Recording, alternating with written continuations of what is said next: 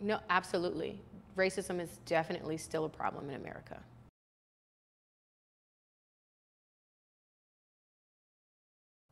For me, the one story that sticks out for that is an old story. For me, growing up, I'm mixed. My mom's white, my dad's black. So I really struggled with identity. My dad is retired military, so he moved around a lot. So long-term friendships were always hard. But for me, I struggled specifically in school because I wasn't white enough for the white kids, but I also wasn't black enough for the black kids. And it was just hard finding myself, and I feel like those foundational things have lasted a while. Like, it's taken a long time for me to be confident in myself and be confident in who I am, to not really care so much about that and to be myself. But it did take a while for that to happen because I had a friend, and we would do everything together. We would hang out every day.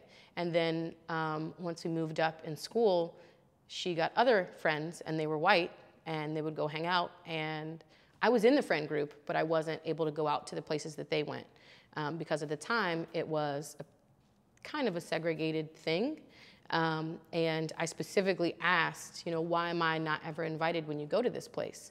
And they said, you wouldn't really fit in. So, we just figured it was better that you didn't come. So even as early as, middle school, it really hit me that I am different, that I am other, that there are things about me, specifically my skin color, that limited what I was able to do and where I was able to go and who I was able to be friends with, and who was able to love me and fully love me despite whatever was going on around us. So that was something that was really foundational for me, and it has carried on in a couple different areas. But I feel like that's just the long-lasting one that I can point to.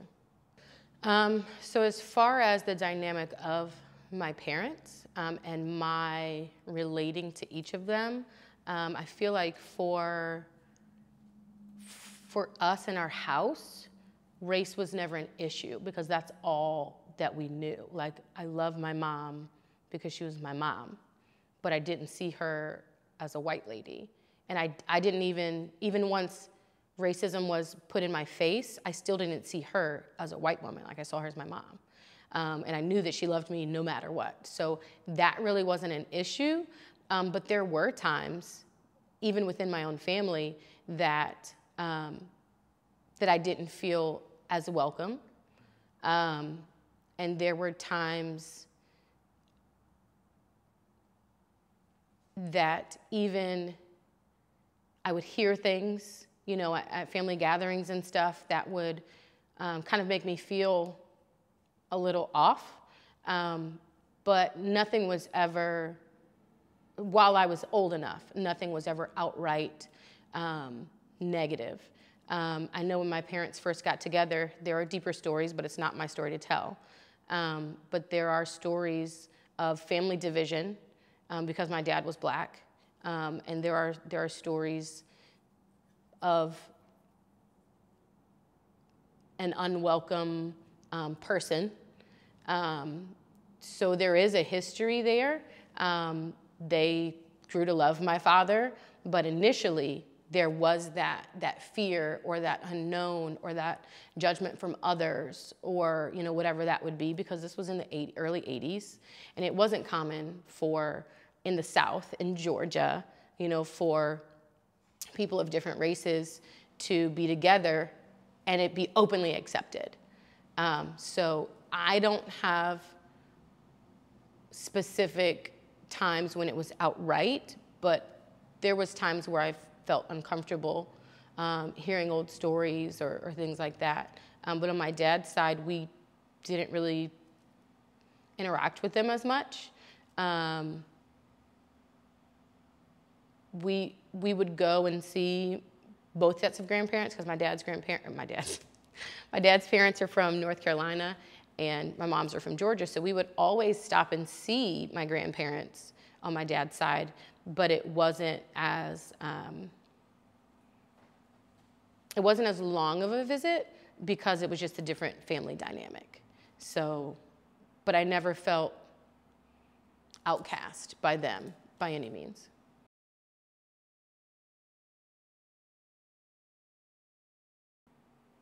There was a time, speaking of a time that racism affected me, it wasn't directed towards me, but it was something that I feel was racially motivated.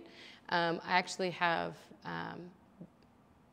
at one of my previous jobs, I was on a management team. There was about 5 of us on the team, and we had to get there like an hour and a half before anybody even showed up. So all of us were late all the time. Like one thing or another came up, and one person lived over an hour away, and it was just, everybody was always late. And it would be 5 minutes, 10 minutes, like well before any of the team members showed up. But all of us were late all the time. And there was one of the members of the team was a black male. And though all of us were late, at least anywhere from 1 to 3 times a week, like regularly, all of us. But he was the only one that was singled out and actually got a corrective action, like written down, sign here, paperwork. And the rest of us were just verbally spoken to, hey, just make sure you get here on time. And that was it. So for me, also, I mean, I'm also Black, but I felt like in that moment, just knowing the dynamics of the situation and everything, that he was actually the most talented of the people that we had on staff. So when it came to advancement, if you've got a corrective action, then you're not even in the pool to move forward. So if that's already over your head, then you don't even have an option. So that was just the easiest way to limit his growth. And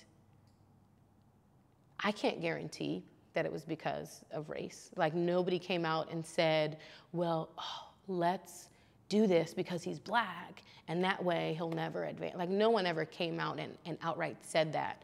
But to me, in that situation where you've got the most talented person, and that person actually happened to go on to be a regional director of human resources for literally all of North America and South America for another company. Like that's how good he was. And that person was limited to their advancement within the company that we were in.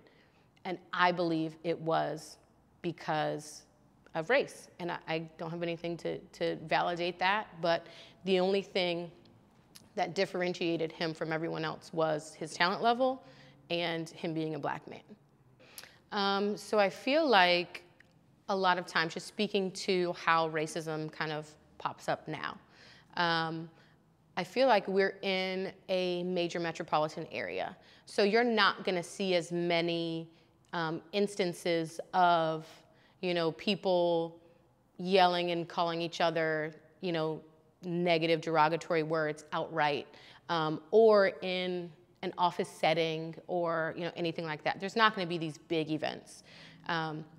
More than likely it's gonna be these microaggressions, but a lot of them are unchecked because people don't realize they're doing it. And I think that's one thing that this will do is, help people to understand those things.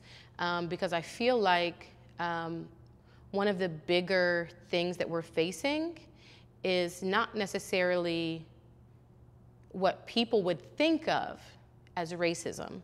I think it's more of a subconscious fear.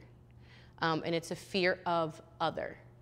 And I feel like, just a really basic example, if you see a Black guy with dreads and he's got dark skin, like because of what we're shown in the media and mugshots and things like that, your automatic assumption about a person that looks like that is that they're a thug.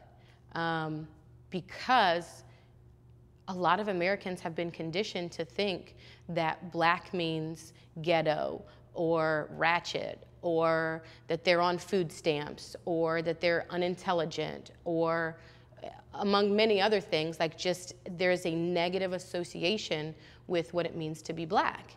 And if a black person does speak well, or if a black person, wears a certain style of clothes, then it's like, oh, well, you're trying to be white. And that's not necessarily the case. Like, I feel like to pigeonhole things like that as exclusively white is a problem.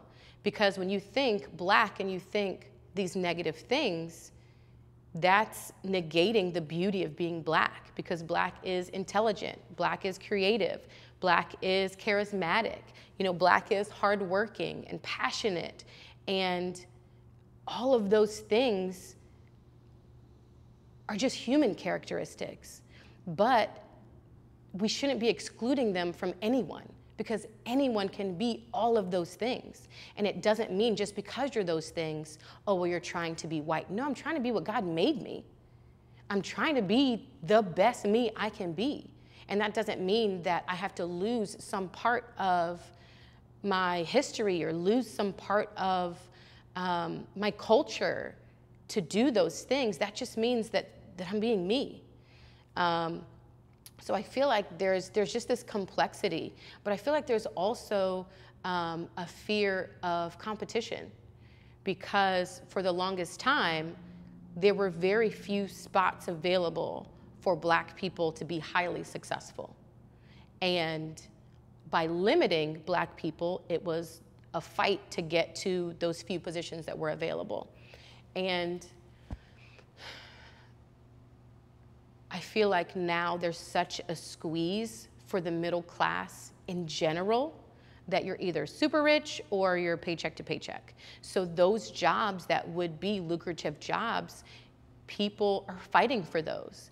And I think that's where those little microaggressions and those things tend to come out when it comes to racism, because I feel like there can be this preconceived notion, and I say this coming from a personal story, not of myself, but within my family. I spoke a little bit before about how I've heard things about how there can be a preconceived notion by some people, in this case, the people in that situation happen to be white people, that there's a preconceived notion that if there's a job or a promotion that's available, that's already mine. I've already got it. And it's my job to lose. And if a black person gets that job, oh, well, they just got the job because they're black, and we just need to meet a quota, or they just needed to meet a number, and that was my job, and they took my job. And that's gonna continue to create this division between people of color and white people. And I feel like that's part of the problem, because we are kind of pitted against one another in an effort to succeed, in an effort to be better than the circumstances that you were born into, in an effort to provide for your kids and give them everything that you want to be able to give them.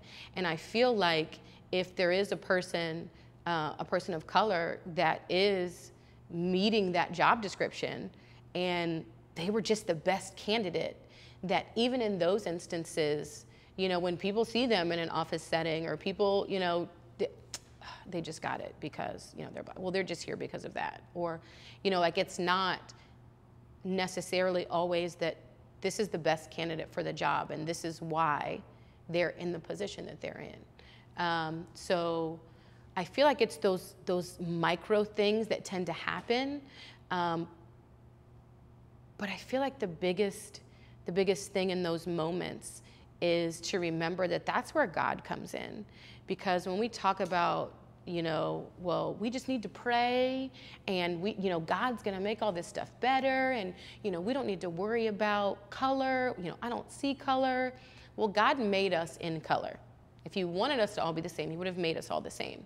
And in the Bible, there's multiple stories that you can go to where different racial groups or cultural groups were specifically targeted. Like, people were sent to specific places. Like, no, you need to go here and talk to these people. What, I was going that way? No, you need to go here. This is where I'm telling you to go here. And I think that there's beauty in that God made us different, and we need to be able to be comfortable to celebrate those things. But that's where that human error comes in, because the gospel is perfect and God can do anything. But if our hearts aren't right, then we're not going to be able to be used to do things and to move forward and to go after this beauty that he has for us, because we're already in a fight with one another to beat each other and to be better than someone else. Well, I've got to get ahead, so if that means I got to step on this person, then I just have to step on them to move up. When if we allow God into those situations and allow him to change our heart and just say, you know what, God, I just want to thank you for everything you've done. And you know what, this wasn't for me, but guess what, God, I know that you have something better for me. And be happy for whatever person, you know, gets something that you might have thought was yours, because God has something for you and you're supposed to be in those situations. And I feel like we just get so caught up in trying to one up everybody and beat the Joneses and and have the biggest house and, you know, oh, well, I've got all of these things. And we get so focused on here that we're forgetting salvation, and we're forgetting where we're going. Like, we're forgetting that this is temporary, that God calls us to love. And what we're doing right now is not that, because we're trying to beat people here when what we need to be doing is trying to get people there. So I feel like it's just, if we would stop focusing on the here and now and being better and the fear of other people. It could be because you don't know them, because they don't look like you, like it could be anything. But if we get past the fear of someone else being better than you or someone else having more than you, it's not even racial at this point. It could be just other people, like you're just scared to be left behind. Jesus went after that one. Then he left the 99 for the one. You will not be left behind. If God has provided for the birds and the rabbits and the butterflies and everything else, he's going to provide for you too. And that's what we have to remember, is that there's a beauty in the diversity that he's created. And that's what we need to embrace. And I feel like once we can get past the walls that we have created here, then that's when we can move forward. And that's when we can be in those moments and say, hey, am I truly feeling this way because I feel like I was slighted? Or am I feeling this way because I just wanted it for me? And those are the times that we need to go back and reassess things and say, you know what? You told me to love, and I need to love in this situation. And part of it is I need to love myself, and I need to know that I am good enough. And regardless of what's going on or what I think I deserve or what I think is mine or whatever, like, I am loved no matter what car I drive, no matter what house I live in, no matter what my marital relationship looks like, no matter, you know, how many kids I have or if I don't have kids or whatever. Like, there's love there. And we need to be focusing on getting our hearts right so that we can live in a way and move forward past these racial tensions so that we can get to the good side.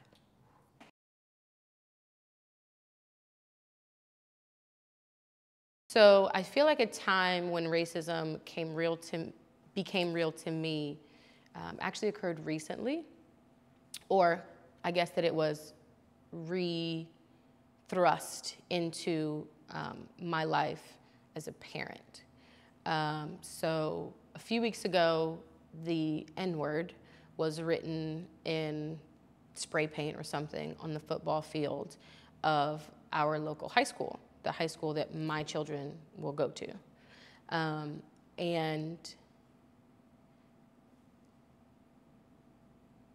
that was difficult for me because I felt like in that moment that, you know, it felt like we've moved forward, and it felt like, you know, we're not there anymore. And I've lived in this area for at our house now, a little over 2 years. And everyone that we've met has been amazing. I have some of the best friends, support group. Like, I can rely on these people to do anything. And, I was warned before I moved, to the area that we're in, that, oh, well, there's a little bit of, racism still alive and well there. And I'm like, well, you know what? We're going to see, because this is where we're buying our house. And I hadn't experienced it yet. So to me, to see that was difficult. And then multiple people did it. Like, none of them told the other person, this is probably not a good idea. Like, they all felt that comfortable to do it. And I feel like that would be something that you would do out of anger, because you know what it means, and you still chose to do that. And I felt like it was bad enough that it happened. And then I'm on a mom's group, and that was posted in there. And of the white moms that were responding, there was about a 50-50 split. Some of them, adamantly stated, like, this is disgusting, and they need to be held accountable. But the other half of them basically said that, it's not that bad. Or, they made a bad decision. And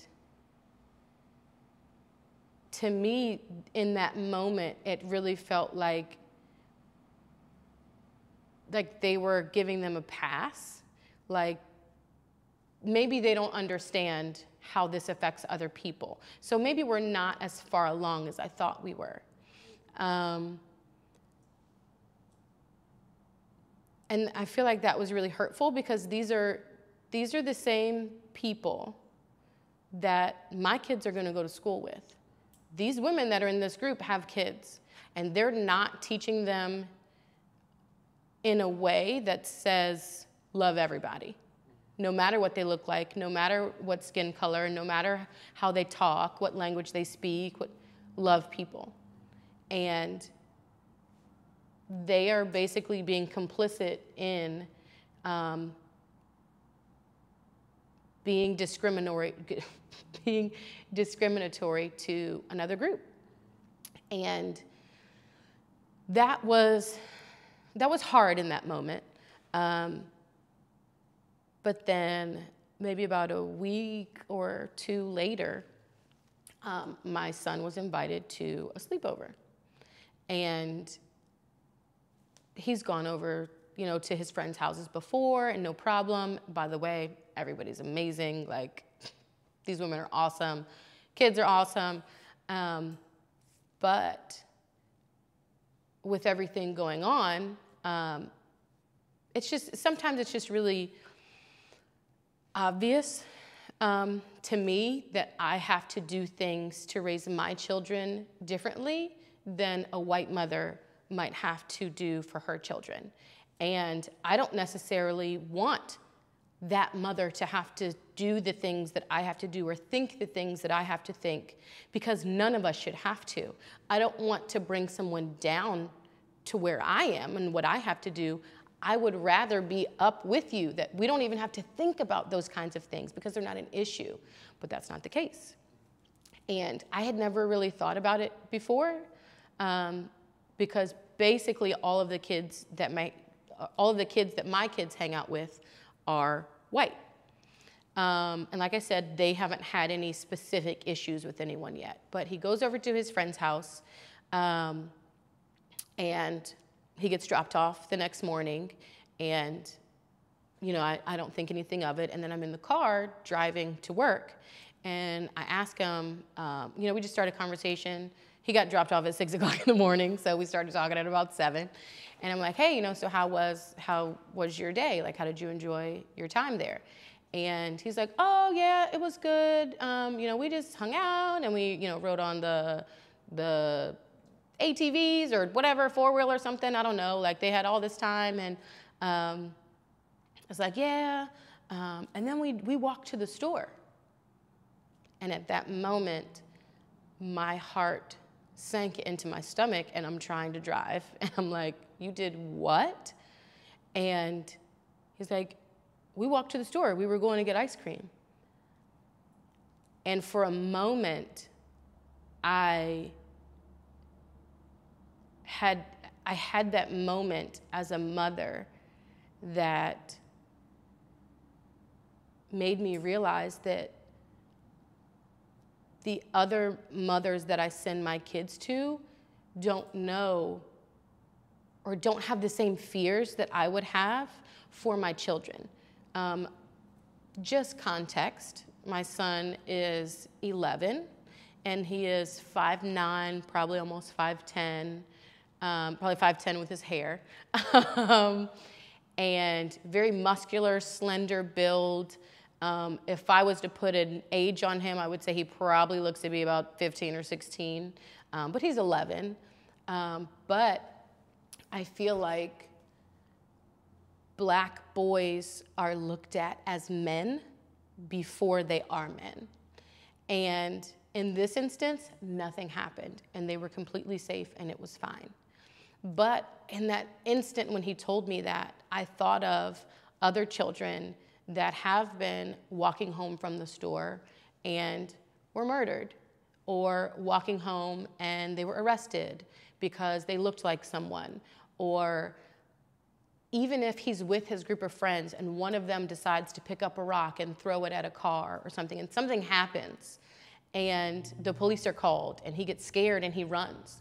Or if he gets scared and he, puts his hands in his pocket because he doesn't know what to do. Like in that moment, my child is a threat. Where the other children that might be 5'2" and 90 pounds or, whatever, like they're not seen as a threat. They're the same age. Like they're just a group of friends walking down the street. But if something happens, I have this implicit fear that I don't know if my child is going to be treated the same. So I don't let my child walk to the store alone, because if he's walking down the street, he can be seen as a threat, and that is hurtful. That he literally can't walk down the street with the same confidence that his friends can. And nothing happened that day. Nobody stopped him, nobody threw a rock, none of those things happened. But it has happened to other kids. And to me, that fear that I have to live with, that most Black mothers have to live with, it's just painful. And again, I don't want the other mothers to have to feel that. But I do want those other mothers from that page to know that what you're doing with your children matters. How you raise your children matters. The things that you say around your children matters. The words that you use around your children matter. How you talk about someone matters. If you characterize people a certain way, those little seeds you're planting in your children matter. Because again, these are the same kids, not the ones, they will go to school with them, but actually they were adults that wrote that on the field, but they had just graduated recently. Those people they live in the same households that my children will grow up with and go to school with. And these are things that they are going to have to face on a regular basis. So what we're doing now to teach our kids that God teaches us to love everyone, that what we are supposed to do is speak up for the least of these and to be there and love one another. That's what matters, and that's what we as parents need to do. That's what we as members of the body of Christ need to do, and that's what we need to do just as Americans to move forward from where we're at right now. We need to check ourselves, check your own heart, and then realize what you're ingraining in your children. So I had to have a conversation with my son in that moment to let him know that I need him to make sure that he's being careful, that he is choosing the right friends, that he is choosing friends that won't put him into that situation. that he is doing things when he goes out of my care and out of my sight and out of his father's care and sight, that he is making choices that would represent our family well. That you're not allowed to mess up once. It's almost to the point that he's not allowed to get angry. Because if he's outwardly angry, then he's aggressive, then he's a problem, then he's something that needs to be solved. So he can't even show his frustration in public because of how that can be perceived. So we're trying to teach him that he needs to control himself, potentially more than his friends. You don't have the ability to do everything that your friends do. And you need to understand and learn now that you can't change what someone else thinks about you, but you can change how you act to hopefully mitigate you being in the situation where your character comes into question.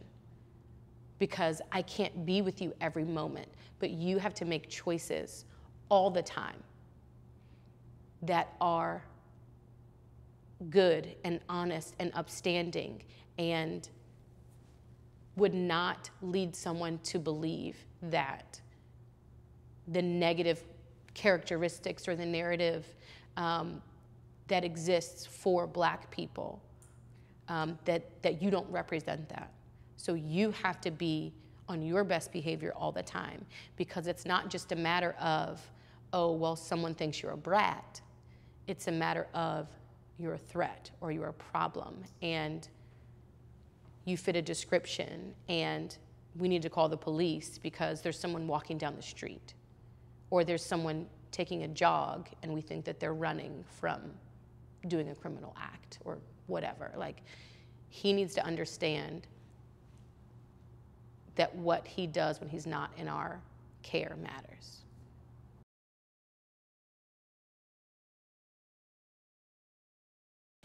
I feel like in the church, when we're live in person, maybe not right now, but when we're hugging each other and, you know, having those moments to really connect with one another, that I don't necessarily see those microaggressions or anything like that. I feel like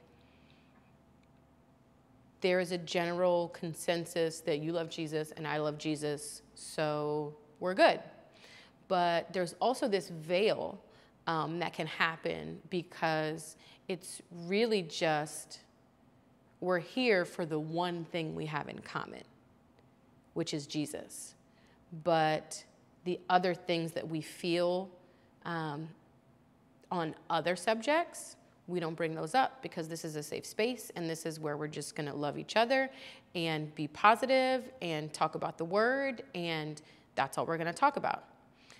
So you don't really get those moments to maybe talk about those other things that might be racially motivated or have racial undertones. And there's this veil that exists of safety because those topics don't come up. But I feel like in the age that we're in now and in the time and space that we're in right now, because of what's going on in our country with Corona, or the world, I guess, but specifically here, with what we've got going on, we are shut down. We're not as able to interact with one another, so a lot of that veil gets lifted when we're on social media, because we can say whatever we think, and you can be a keyboard warrior, and you can speak freely on topics that we might not have talked about one-to-one. So yes, I know your heart about Jesus, but I might not know your heart about other topics like racial inequality. And I feel like that became very clear for me. And it was actually very hurtful for me to see some of the things that I saw on social media, because a lot of it came from people that I know, that I've hugged, that I've had conversations with. So to see that people were so blinded by what they've been told by the media and can't see someone's heart that they know, that can't see, like, this is, first of all, this is our pastor. Like, how can't you know his heart in what he's communicating? Multiple pastors, all of them, literally all of them have said something. And how can you disagree with following what God told us, to love everyone, that everyone matters?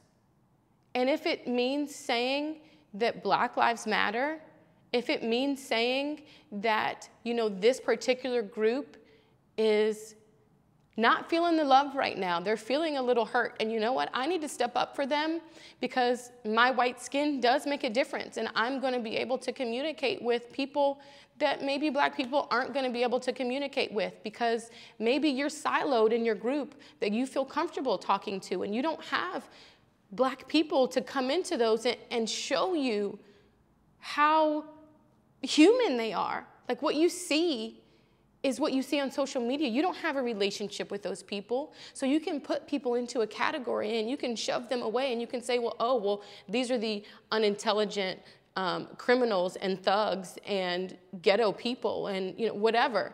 Or, oh, well, these are the rioters. You know, that's who this is. That's what this represents. No, it doesn't. It means a person. It means your neighbor. It means the kid that's in school, in class with your kid. It means everyone. And I don't understand how that gets confused. I don't understand how, when literally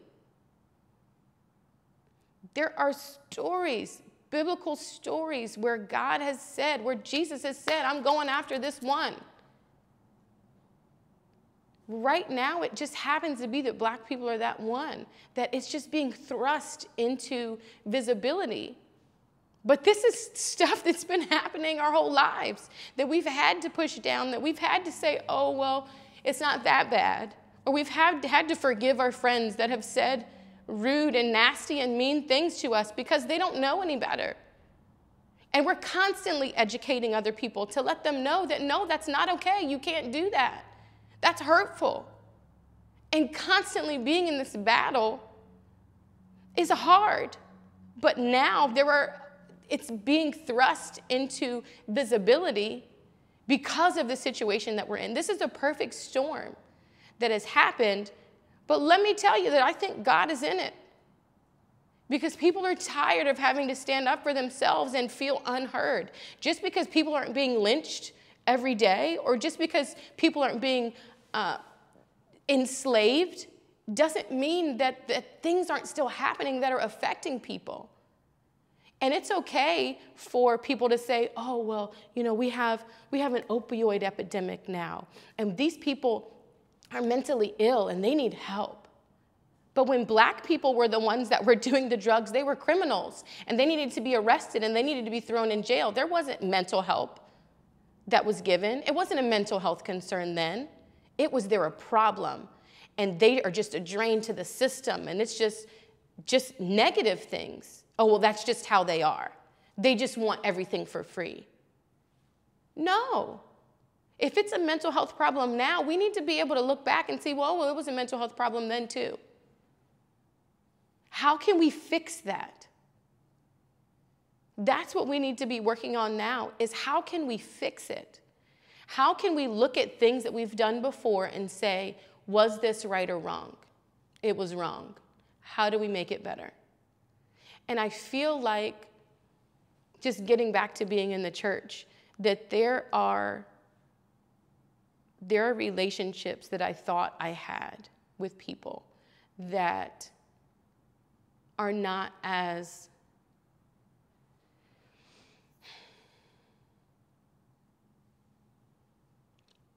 I don't want to say they're not as genuine, because I feel like the people that said things don't know what they said. I feel like the people that said those the negative things or the hurtful things, or, I mean, we just need to stop, and it doesn't need to be, this. We just need to love everybody. Well, we haven't loved everybody for a long time.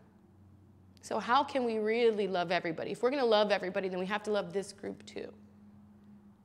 So are there other groups that need love? Absolutely. This just happens to be the one that we're talking about right now. This happens to be the one that I can represent and that I can speak for. But there's other groups that also need the attention and the love and the care. And I feel like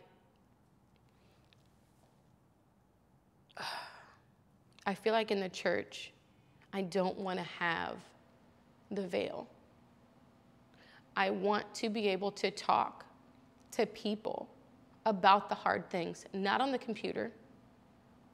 I want to be able to talk to them so that they see a person, so that they see a soul in front of them. But I don't want the change to be, oh, well, this person is different. No, we need to change hearts to understand that we are all children of God, regardless of skin color, regardless of financial status or anything else, that we're all children of God. And right now, there are people that are hurting. There are neighbors that don't feel safe.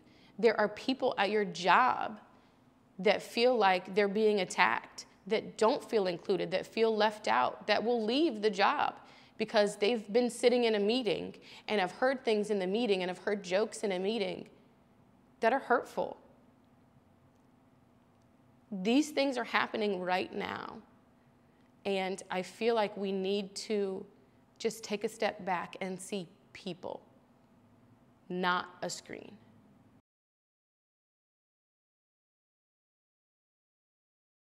I feel like a lot of people think that the problem right now is police brutality. Like, that's the thing, that's the problem. But the problem is that that's not it. Like, that is just a symptom of the problem that exists right now. And I feel like some people would think that if you support the statement that Black lives do matter, then you automatically don't like police, or you hate police, or you have a problem with police. And that's not the case. My husband is a police officer, so I absolutely don't hate the police. I know what he does on a daily basis. I know that he has a white partner that he has ridden with for the last 10 plus years. And I'm happy that he has his back. And I don't think that there is an issue that is exclusive to police that we're trying to deal with right now. I think that that is just one symptom of a problem. And there's an issue in the financial structure of things that we have. There's an issue in education. Like, there's an issue with employment. Like, there's an issue with so many different things. But I feel like the easiest thing for the media to show is this is physical violence, physical aggression. And that is just the easiest thing for people to comprehend. And the problem with that is then it creates this unwarranted divide between people that would say Black Lives Matter and people that would assume that that means that we don't support the police. Because I feel like there needs to be a true reevaluation of how we assess those things, because we do need police officers. I might or might not always drive the speed limit, and I might or might not get pulled over if I don't do the speed limit. And I would consider myself an upstanding member of the community, and I don't steal or physically harm people or whatever, but I feel like there is a level of security that we have within the United States, knowing that our police department is here to handle all of the problems, from something so simple as keeping people safe by maintaining the proper speed limit. But we also have the police available to assist in situations where physical violence is possible. And not everybody is willing to step up and be the person that's running towards the fight. And our police officers do that every day. My husband does that every day. And there is a value in that. There is a value for our entire community in that. I feel like the problem exists in the way that we have all been conditioned to think that there is a higher likelihood that this person with black skin is going to be physically violent, or there is a higher likelihood that this person with black skin has done something wrong. And I'm not saying that that's a police issue. I'm saying that that is a people issue, because we are all broken. But I feel like it's important to remember that a lot of the time that police are responding to calls. So they're not just randomly selecting people to walk up to and harass, that it's us, it's the citizens that have seen someone, and we have weaponized their skin, and we have sent in our Secret Service protective group to go and get rid of this problem. And the police are then charged with the major task of treating this person like a human, but also responding to a call for service. And 99% of the time, that is handled appropriately. Maybe 98. But the overwhelming majority of the time, that is handled appropriately. And people walk away, they realize nothing was wrong, or they realize this was the person that did something wrong, and they get arrested. Black, white, anybody. But there are the situations that people have been conditioned to think that black skin is bad, and they get nervous in those situations. It's not acceptable. That's not an excuse. But there are those situations where that happens, and that is what we need to change. We need to change the idea in the mind of the person that made the phone call, that just because you see my son walking down the street, you don't automatically think that he's doing something wrong. You think that he's a boy walking down the street, just as you would if you see another child walking down the street. Or just changing the mindset that black skin is bad or has done something bad. And then we have fewer calls to the police. Then we have less interactions. It's not like, just change the mindset that black people can't have money. Well, they don't have enough money to live in this neighborhood. They can't be walking in this neighborhood. They can't live here. I know all my neighbors. Do you know 400 people that live in this subdivision? No. But just because it costs a certain amount, you have the assumption that this person is not good enough to live in your neighborhood. If we can strip those things away and truly look at, well, why do I think this about that person? Then we're getting to the root problem, because I don't think that the root problem is police or police brutality. I think the problem is the mindset that so many people have about blackness. And if we can all take the time to do self-reflection. So I think one of the bigger things that we need to do is not focus on, we don't need to forget where we've been, but let's not necessarily focus on that, right? So we need to be focusing on where do we go from here? Like, we've gotten to the point where we have brothers and sisters that in Christ that have decided or realized that, okay, you know what? Maybe I do have these implicit biases that I didn't really know that they were there, but they're there. Or maybe I have done things, that were microaggressions, but I didn't know it. You've had this aha moment, and you realize that, well, you know what? There are things that I need to change. This is the time, I feel like that next step is to have that time of self-reflection. And that does need to be absolutely a time of prayer. I think it needs to be very specific in what you're praying for, because this can be the thing that you're working on. I think there needs to be a time of seeking out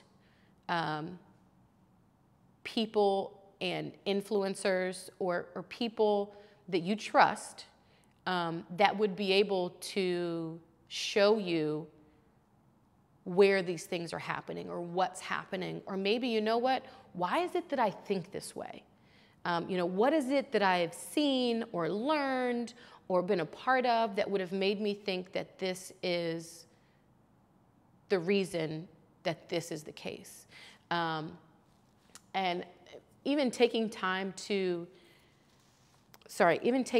look up different historical facts and different things.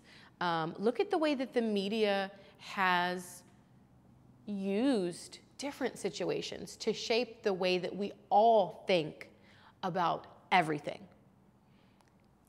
They've used those same tactics to make us think certain things about racial inequality and a racial divide.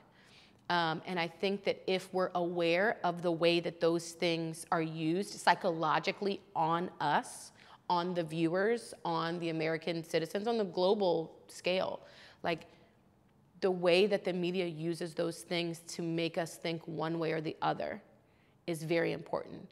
So I think that first step is truly reflection and kind of digging around, and maybe it's a personal interaction where you're getting more information. Maybe you're doing research on the internet. Maybe you're, watching movies or doing different kinds of stuff to truly just kind of understand, why do I feel the way that I feel? Or I didn't think it was that bad. So, maybe what can I do differently? So I feel like that's really the first step.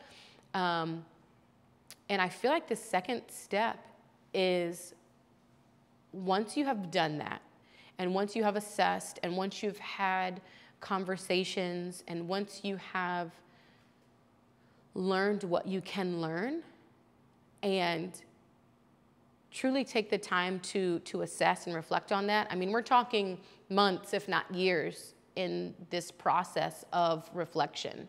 I don't think it's like for this week, I learned about this or that, and now I'm good. Like, I'm no longer racist. I don't have these microaggressions anymore. I feel like this is a process, because it took you 20, 30, 40, 60, 80 years to get where you're at now. It's not going to just be undone in an instant.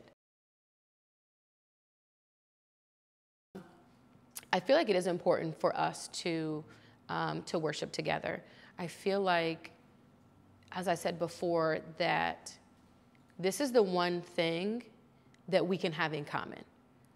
It could be that we disagree on 50 other things, but if we can come together to worship God, to be in this place together, that's the door, that's the window, like that's the opportunity that we have to learn about each other. And it could be that, we sit next to each other. And it could be that Pastor Mike tells us to turn to your neighbor and say blah, blah, blah, whatever. And you know what? You might say whatever that thing is. And then at the end of service, you might say, all right, have a good day, have a good week, whatever. And the next week you come back and you sit next to each other. Hey, stranger, it's been so long since I've seen you. And there's just that ability to grow from there. There's that ability to get into a small group. There's that ability to grow deeper together in pursuit of a love for God. And having a diverse church and having people of different backgrounds, socioeconomic backgrounds, different histories, just having different people together allows us to truly love everybody. And it could be that one moment, that one friendship, that one spark allows for immeasurable change to happen because you get to know one person, and that peels a little bit of that defense from your heart, and it peels a little bit back every time you get to know someone. And it's going to take more than just sitting in a chair next to someone. It's really going to take building a relationship.